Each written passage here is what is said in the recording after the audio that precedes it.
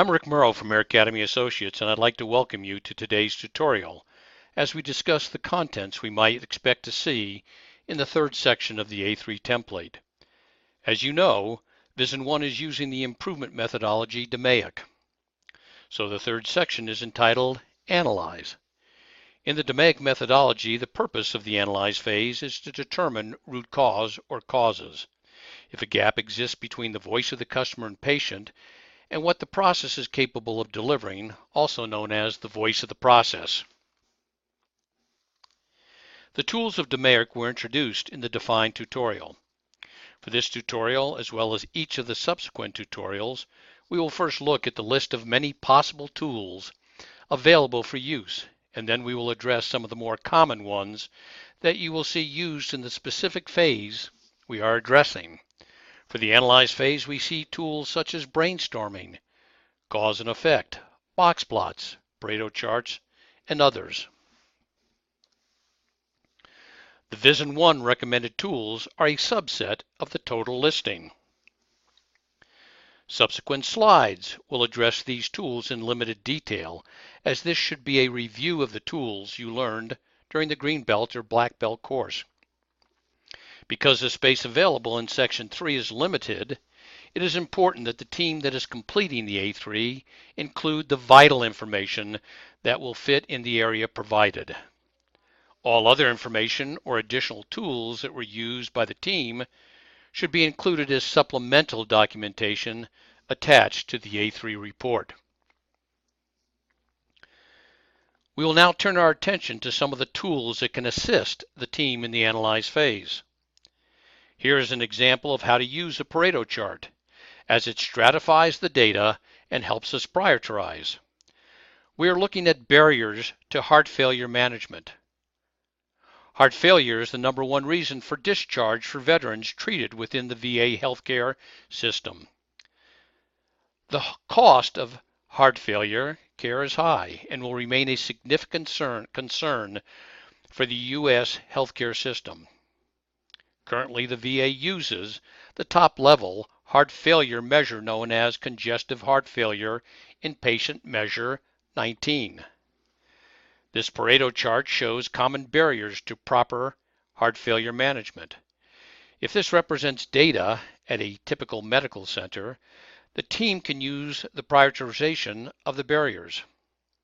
If the team has limited resources or time availability, from this chart it can be seen which barriers should be attacked first. A histogram is a representation of the distribution of numerical data. It is an estimate of the probability distribution of a continuous variable.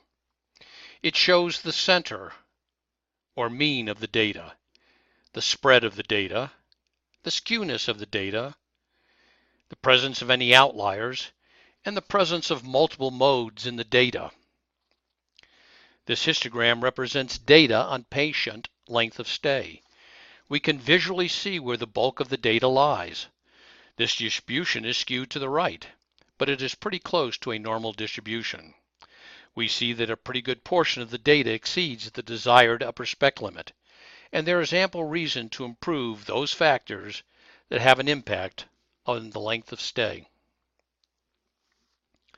The cause and effect diagram, also known as a fishbone diagram or Ishikawa, is a visualization tool for categorizing the potential causes of a problem in order to identify its root causes. The cause and effect diagram displays factors that have an impact on the output, which is represented at the head of the diagram. The team decides what should be the category name at the head of each branch. This example is highlighting the causes of caregiver injuries. The branches are entitled Patient, Caregiver, Methods, Material, Equipment, and Environment. The types of injuries the team is interested in are injuries that occur when the caregiver is involved in positioning the patient. A method that is used to populate the bones of the branches is brainstorming. Based on data and subject matter experts, which are typically team members, the team can use other tools to prioritize the factors that are placed on each branch. Five whys is an iterative, interrogative technique that can be used to explore the cause and effect relationships underlying a particular problem. The primary goal of the technique is to determine the root cause of a defect or problem by repeating the question, why? Each answer forms the basis of the next question. There is not a fast rule that why has to be asked 5 times. However, that's a fairly reasonable expectation in terms of arriving at a potential root cause of the problem. Not all problems have a single root cause. If one wishes to uncover multiple root causes, the method must be repeated, asking a different sequence of questions each time. The method provides no hard and fast rules about what lines of questions to explore, or how long to continue the search for additional root causes. Thus, even when the method is closely followed, the outcome still depends upon the knowledge and persistence of the people involved. In this example, the problem is the patient's diagnosis of skin cancer was delayed. Why was it delayed? Answer: because the oncologist did not make the diagnosis timely. Next logical question: why didn't the oncologist make the diagnosis timely? Because the oncologist did not receive the excision biopsy report. Why didn't the oncologist receive the report? Because it was not sent. Next logical question: why was the report not sent to the oncologist? Answer: because it was filed in the patient's medical record. Why was the report filed in the medical records?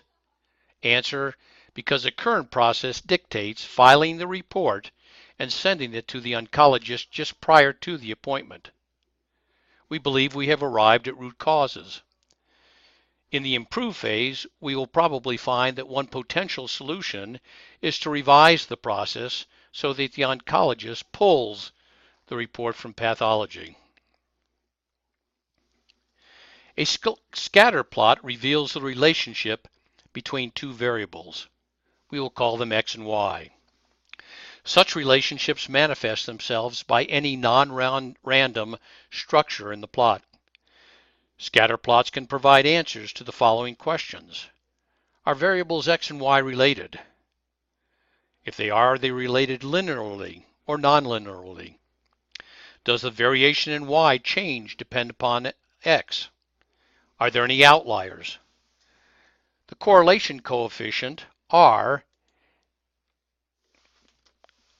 is a measure of the linear relationship between two variables.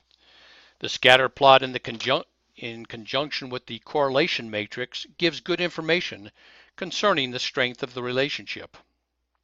This example shows the relationship between contact time patients have with the physician and overall patient satisfaction or patient experience. The value of the correlation coefficient indicates that there is a strong linear relationship between the two variables. There's a word of caution for those on the improvement team. Correlation does not necessarily equal causality. In many cases it is true, but not in all. You would have to use other tools such as design of experiments to prove causality. The box plot is a standardized way of displaying the distribution of data based on the 5-number summary: minimum, first quartile, median, third quartile, and maximum. We can use a tool to compare sets of data. It presents a nice visual. In this example, we are looking at cycle time to perform a process step, or total process, as a function of location.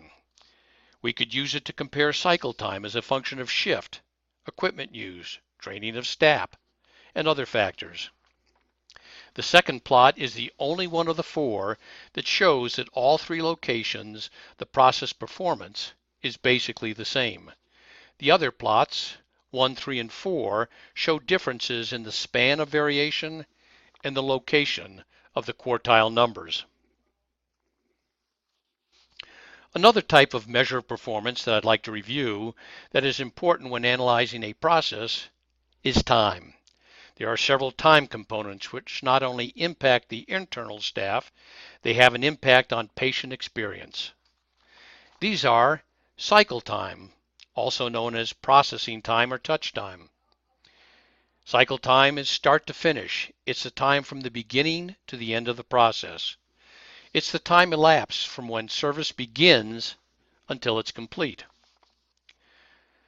Lead time, which is equal to cycle time plus wait time. It starts when the request is made and ends when the service is complete. It's the time between the request and the completion of the process. Pre-processing, processing, and post-processing. Many times it makes more sense to first go after the wait time, which is pure waste, and reduce or eliminate it, and then go after the cycle time or value-added activity. Setup time. Setup time is a subset of cycle time. It's the time required to prepare a device, piece of equipment, process, or system for it to be ready to function and to be reused. We reduce setup time, we reduce lead time. A German term which means the beat of the drum is takt time. It represents the voice of the customer. Once the team knows the takt time, the goal should be to get the cycle times for the process steps down to below the takt time. In this example, if my takt time is 27 minutes, then each component cycle time should be less than that value. The goal should actually be less than 90% of takt time. Let's look at the analyze phase of the project ID number 161 to see the content that was selected by the team to put on the A3. Once again, the team can only highlight so much in the space allowed in the A3 template. Supporting documentation would accompany the A3. The A3 report here includes bar charts, run charts, cause and effects diagram, and more bar charts. The completion checklist contains the questions that the process owner or manager, as well as the team leader and team members, can ask to tollgate the improvement effort to ensure that the analyze phase is properly completed. By following this checklist approach, by the time all the questions have been answered in the affirmative, the team can be confident that it is time to move to the next phase in the improvement methodology, which is the improvement phase. Thank you for attending our tutorial today. I look forward to having you back again for the next A3 tutorial, which addresses the A3 report and the improvement phase. Good day.